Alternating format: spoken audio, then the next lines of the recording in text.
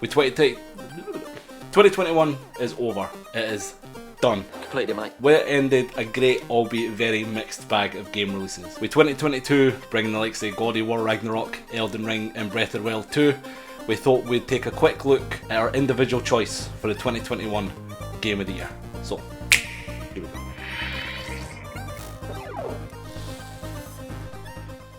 Hey everyone, Chris here with the review thing, and today I'm going to talk about my favourite game of 2021. Now, I pumped a lot of time into playing games in 2021, and one of the main games is actually not a game from 2021, but a game that's been out for the last few years, and that's Dead by Daylight.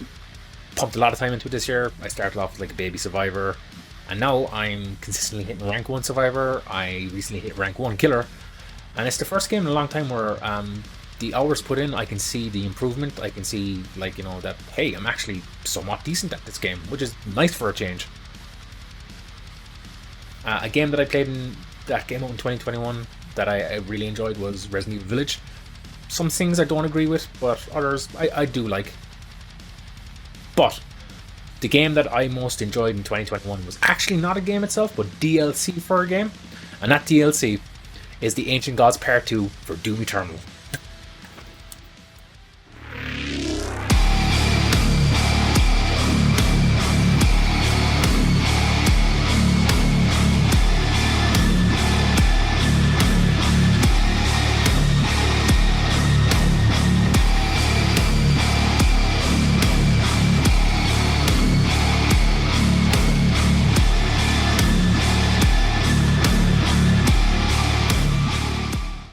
The Ancient Gods Part 2 takes place right after the events of the Ancient Gods Part 1.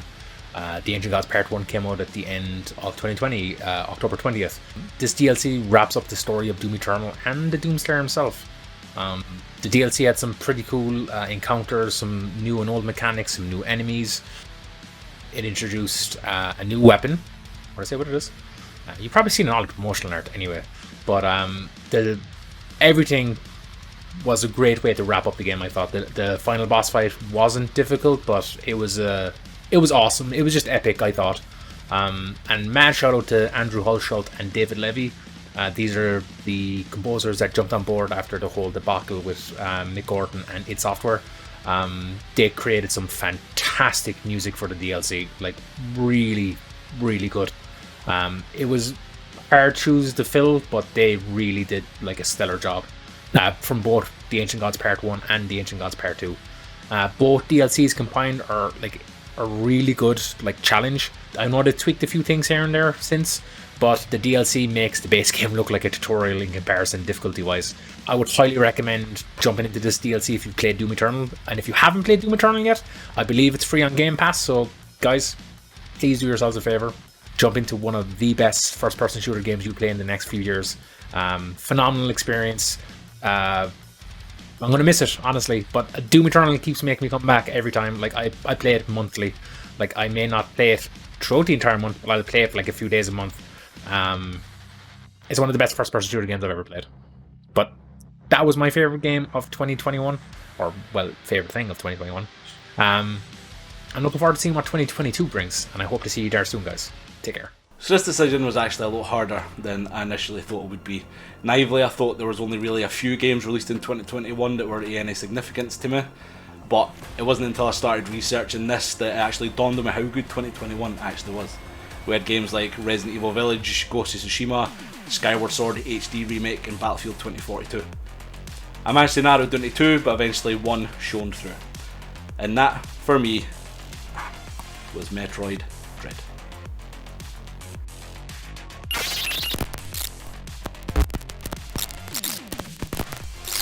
So it was during a Nintendo Direct in July 2021 that Metroid Dread was officially announced. I always enjoyed the Metroid series, but when I first watched the reveal trailer for Metroid Dread and I saw that kind of stalking Nemesis style enemy that they called EMI, which is Extraplanetary Multiform Mobile Identifier, I was absolutely hooked. From then, everything that was released just kind of got more and more enticing to me. Metroid would then going to be released in October, after initially being conceived back in the mid-2000s as a sequel to Metroid Fusion on the Nintendo DS. It was eventually shelved because of technical limitations of the hardware at the time. And 20 years later, man, it was definitely worth the wait. Dread received critical acclaim and became the fastest selling Metroid game, not only in Japan, but in the UK and the US, and was nominated Game of the Year at the Game Awards 2021, and actually went away with the award for Best Action Adventure Game. So you once again take up the helm as the famous bounty hunter, Samus Aran. After the Galactic Federation received intel on the once thought to be extinct X, a parasitic species that is able to mimic any life form that it infects, Samus is sent to the planet ZDR, where the intel originated from, to investigate. So Dread returns to its side-scrolling platform roots, which is a series that it helped pretty much define in the Metroidvania genre. We added gameplay and features from Metroid Samus Returns. So Dread returns to its side-scrolling platform and roots, along with added gameplay and features that came in Metroid Samus Returns on the 3DS. The gameplay in Dread is insanely smooth and incredibly fast-paced. Each ability gained during the campaign blends into the others seamlessly, and by the time the final boss battle comes around, I was easily able to perform all these insane attacks as one big smooth combo. Not only is it graphically impressive, but it leaves you feeling an absolute badass when you knock out these combos. So Metroid Dread was as addictive as it was stunning to look at, and as enjoyable to play as it was to unbox that absolutely sick collector's edition.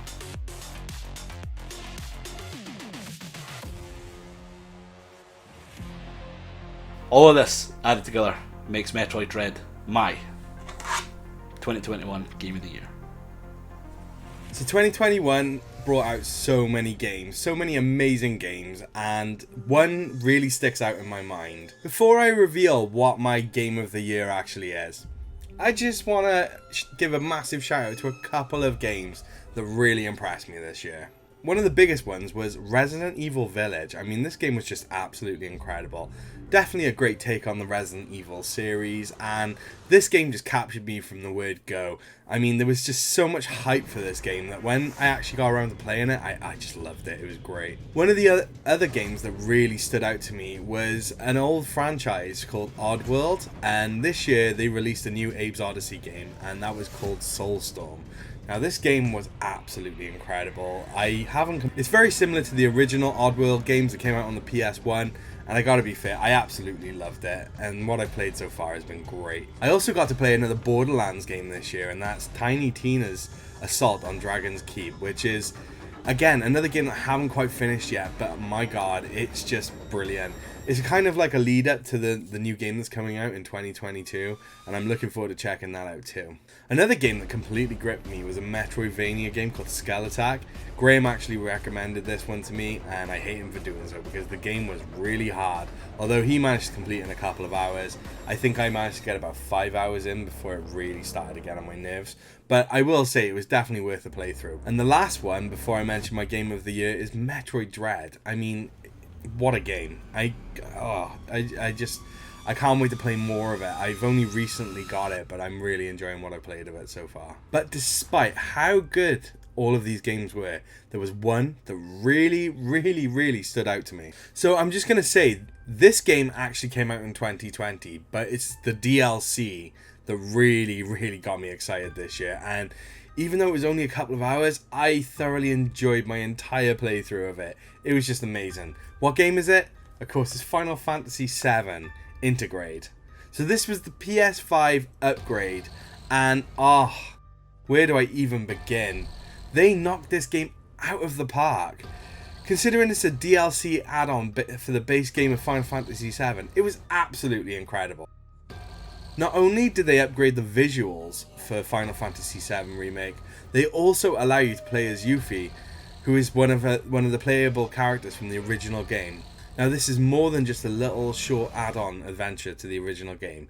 You actually got to experience the events of Final Fantasy VII Remake through the eyes of Yuffie, whilst she was on her own little adventure, and that was a really unique sort of play on the story. Yuffie didn't actually show up until later on when you reach Wutai. Yuffie is a playful, energetic kid who brings vibrancy to the entirety of the game.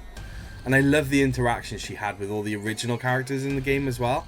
because there are parts of the game where she goes up and she can actually speak to the others. In the game, you actually get to play with Yuffie's shuriken. This is a great weapon, unlike any other that you can play in the, well, especially in the remake. One of the highlights from this DLC was the absolutely amazing defense game, Fort Condor. Fort Condor is essentially a mini game with tower defense mechanic. So Fort Condor is actually just a really simple mini game, and the idea is you're just supposed to completely destroy the headquarters of the other opposing team. It's a funny little mini game that I definitely recommend you check out. This game really did have its challenging points, and it was not just like, oh, let's just, you know, throw a couple of things there, it'll be nice and easy. It did give me a couple of tough challenges, but I gotta be fair, it was worth it, and when I beat those opponents that were really difficult, I just got such great satisfaction from it. So this game you can actually complete in just a couple of hours, but I will say there is so much content within this DLC that you could probably go back and play it another 2 or 3 times and get way more out of it. The combat in this game is really fleshed out as well. It's not just a carbon copy of what they put in the original game. It's really fleshed out. It's really just a ton of fun. And speaking of fun, I gotta be fair, Yuffie actually brings a whole ton of light to this absolute dark and dreary story that we follow with the original game. Now, what I like about this is it's just a retelling, a different retelling of the Final Fantasy story. And I gotta be fair, this upset a lot of people when this came out, as it didn't follow it verbatim. But I gotta be, that really didn't bother me, and I actually really enjoy the story being told through different eyes. It just brings so much life back into the series. I mean, if you want to play the base game is there. You can get a PS1, you can play emulators, you can get it on Android. If you want to play the original Final Fantasy story, it's there. But in this game, it's a bit of a variation of that story.